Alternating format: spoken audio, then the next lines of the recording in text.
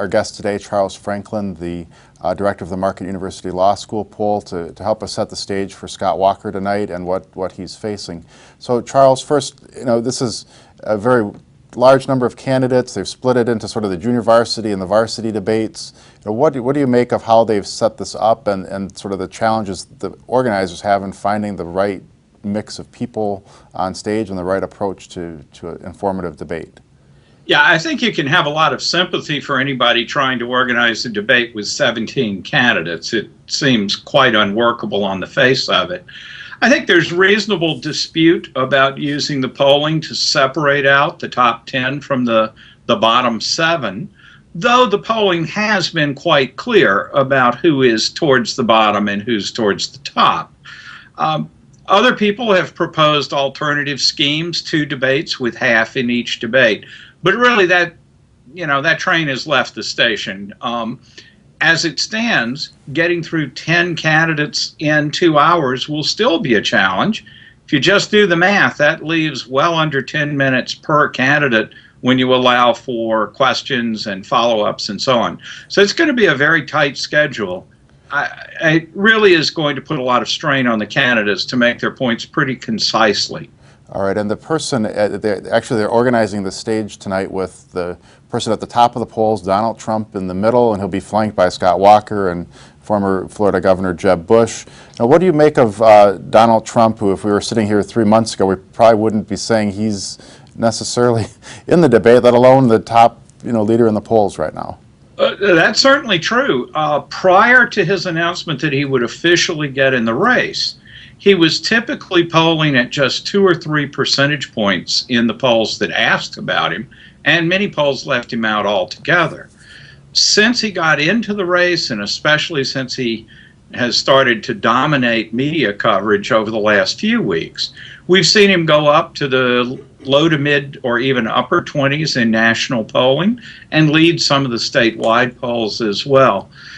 In that sense, his polling numbers have certainly earned him that place in center stage, and that despite a great deal of skepticism about whether he's actually a serious contender for the nomination.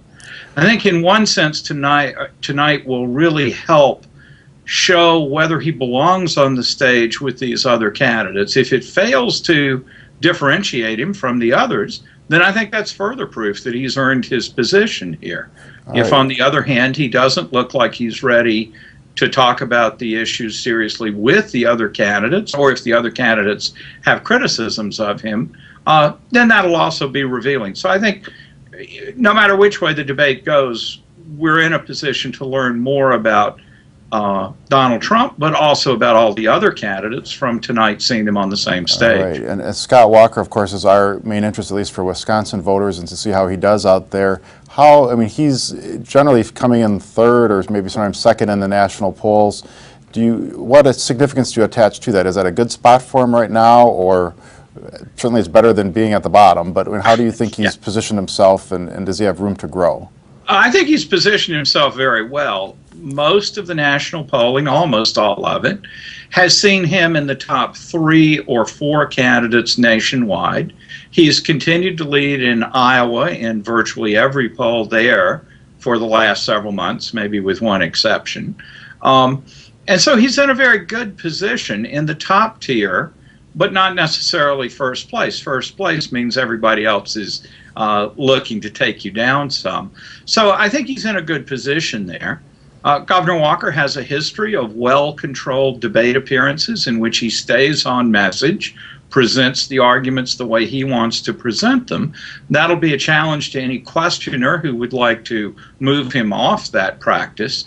And it'll be a very interesting moment to see if there is any back and forth between the candidates.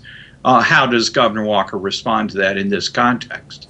All right, and looking forward, so after the debate's over, do you typically ever see any sort of bounce or movement in the polls from this, or is that only a case if someone really messes up that you would see a big shift in the polls? Debate bounces are more rare than I think popular notions would have it. Many debates serve to reinforce what people already think about the candidates, either positively or negatively, and therefore have usually pretty little effect. When one candidate does spectacularly well, or perhaps more often spectacularly poorly, then we see a bounce up, or more commonly down, as that does affect campaigns. The one important point here, though, is this is so early still in the process. And these candidates, even though they're in the top 10, remain remarkably little known in the country as a whole. So there is more room here for a candidate to either profit and move up or suffer and move down from tonight's debate. All right. Well, we thank you for your thoughts on the debate tonight, and we really appreciate it. Thank you. Thanks for having me.